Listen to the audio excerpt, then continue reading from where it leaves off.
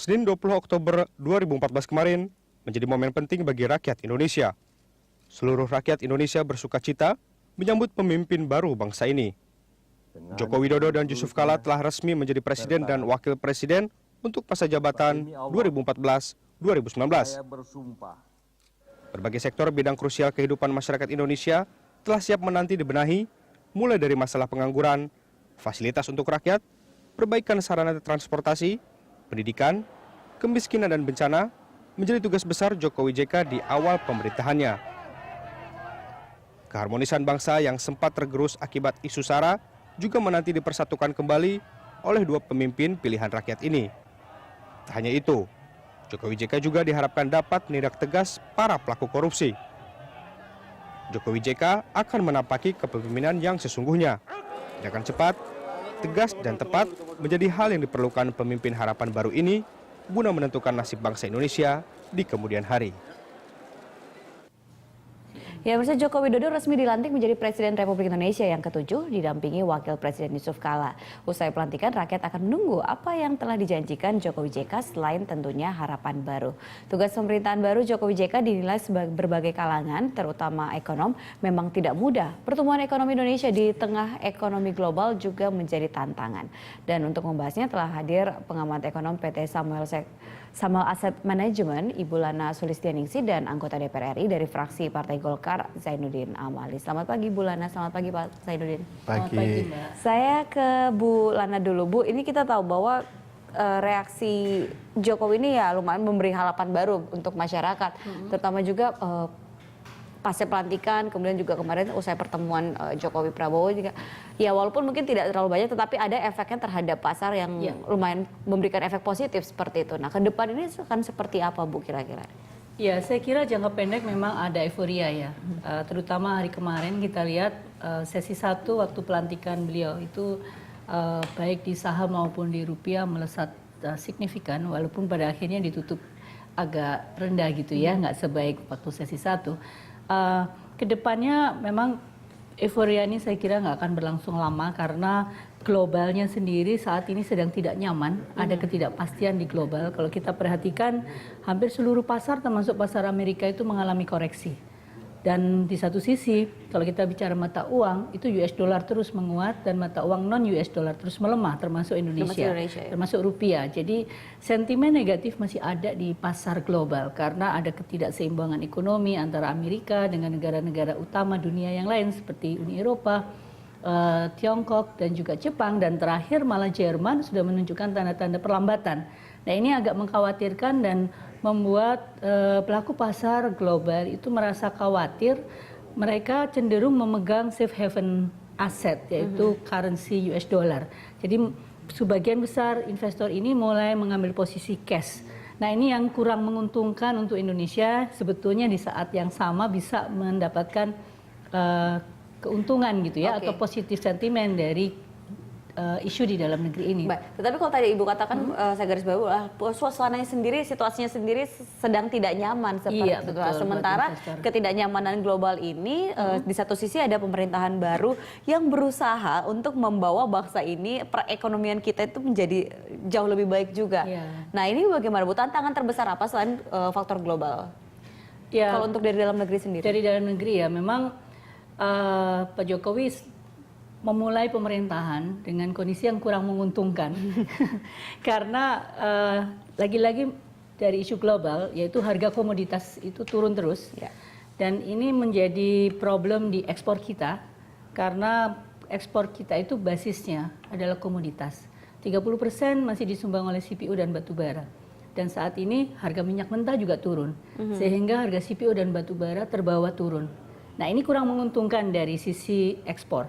Oleh karenanya fokus untuk kebijakan di dalam negeri terkait dengan meningkatkan perekonomian domestik ini sangat penting saat ini karena nggak bisa lagi ekonomi mengandalkan ekspor. Sebelum-sebelumnya kita merasa beruntung dengan harga komoditas yang masih bagus, tapi sekarang tidak lagi. Nah, sementara di saat yang sama efek dari ekonomi kita yang tumbuh cukup tinggi di tahun 2011 dengan ekonomi tumbuh 6,5%, 2012 masih 6,2%, 2013 pun masih 5,8, itu membuat impor tinggi. Nah, ini ketidakseimbangan ini yang perlu dibenahi karena ada masalah struktural di ekonomi kita, ketergantungan impor kita yang tinggi. Ini membuat kita jadi kekurangan devisa ya. Artinya ketika neto dari ekspor impor itu kita hitung masih defisit, dan defisit tersebut berlangsung sudah cukup lama dari pertengahan 2012, 2013 dan sekarang pun masih defisit. Jadi ini tantangan yang sangat besar kalau kita bicara fondasi ekonomi kita karena ada ketergantungan yang tinggi terhadap impor. Nah, kalau dari parlemen sendiri Pak, dari DPR, utamanya ini dari Koalisi Merah Putih, dari Golkar ini membaca tantangan bagi pemerintahan baru ini seperti apa? Ya, kami memahami bahwa tidak mudah buat Pak Jokowi untuk memulai pemerintahannya. Oleh karena itu, apa yang digambarkan oleh sebagian kalangan bahwa Koalisi Merah Putih ini akan menghambat dan lain sebagainya, itu saya kira jauh dari pikiran kita ya, khususnya kami dari Partai Golkar. Kami sudah nyatakan bahwa apapun program yang akan disampaikan oleh pemerintah, sepanjang itu untuk kebutuhan masyarakat, untuk mensejahterakan rakyat, pasti kami akan dukung. Tapi apabila itu jauh dari harapan dan untuk mensejahterakan rakyat, itu kita akan kritisi. Jadi kita akan beri imbangan lah begitu. Tidak semata-mata begitu keluar dari pemerintah kemudian kita tentang dan lain sebagainya, saya kira tidak. Karena sekarang ini Pak Jokowi ini sudah menjadi pemerintah dari semua rakyat Indonesia, semua golongan, bukan lagi berasal dari koalisi mana, kemudian harus ditentang oleh koalisi yang mana. Kami dari Partai Golkar merasakan bahwa Pak Jokowi ini adalah presiden kami juga, oleh karena itu harus kami berikan dukungan sepenuhnya. Termasuk juga ketika ingin menerapkan satu kebijakan terkait dengan ekonomi seperti itu. Ya, saya kira tidak ada masalah sepanjang itu rasionalisasinya ada, kemudian untuk kebutuhan masyarakat dan untuk mensejahterakan rakyat. Oke, kita bicara Pak, yang paling dekat Bulana dan juga Pak Zainuddin itu adalah kita tahu bahwa diwariskan APBN 2015 yang dimana itu cukup ketat ya, bisa dikatakan tidak ada keleluasan dan ruang fiskalnya begitu sempit. Nah, sementara satu sisi juga banyak sekali program-program yang masuk prioritas itu yang belum tercantum di dalam APBN 2015 itu. Nah, ini bagaimana ketika untuk bermain di ruang fiskal berarti kan harus ada otak-atik lagi lah di APBNP nanti. Nah, ini bagaimana Bu? Untuk pemerintahan sekarang kan rencananya Pak, isu paling besar terkait dengan perekonomian adalah berencana menaikkan harga BBM, berencana mengurangi subsidi seperti itu. Ya, saya kira langkah untuk menaikkan harga BBM juga terkait dengan impor yang tadi saya singgung yang begitu besar saat ini. Dan kalau kita buka impor migas dan non migas, yang paling besar itu migas sebetulnya.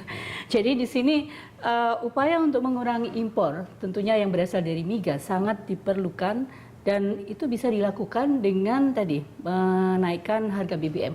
Walaupun tidak otomatis ketika harga BBM naik impor migas turun. Nah, tetapi dari kenaikan harga BBM dan ada subsidi yang dihemat, kita bicara konotasinya APBN 2015, Mbak ya, karena 2014 sudah habis.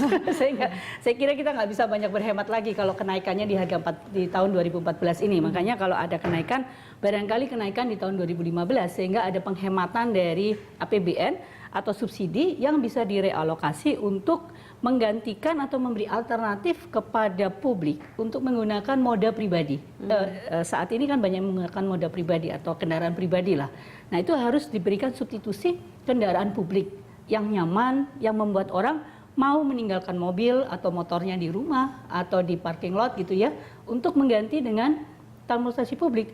Tanpa ada substitusi ke transportasi publik, saya juga nggak yakin bahwa impor migas kita turun walaupun harga BBM dinaikkan.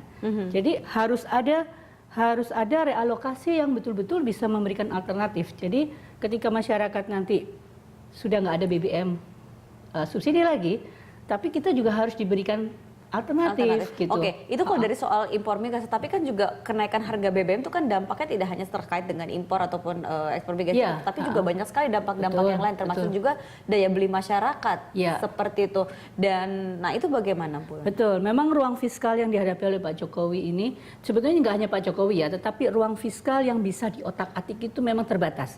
Kalau kita lihat dari postur APBN secara umum, 74% itu nggak bisa diotak-atik. 74%? 74% nggak bisa diotak-atik. Di antaranya adalah untuk bayar gaji pegawai, terus kemudian untuk bayar utang, bunga utang harus dibayar kan, pemerintah udah utang nggak boleh nggak bayar loh.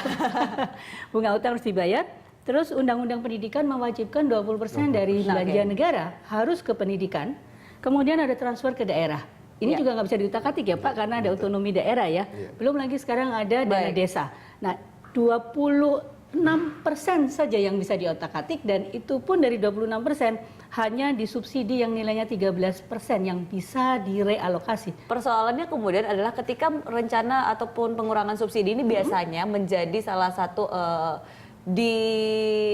dipolitisasi lah seperti itu. Nah, bagaimana nanti di parlemen ini?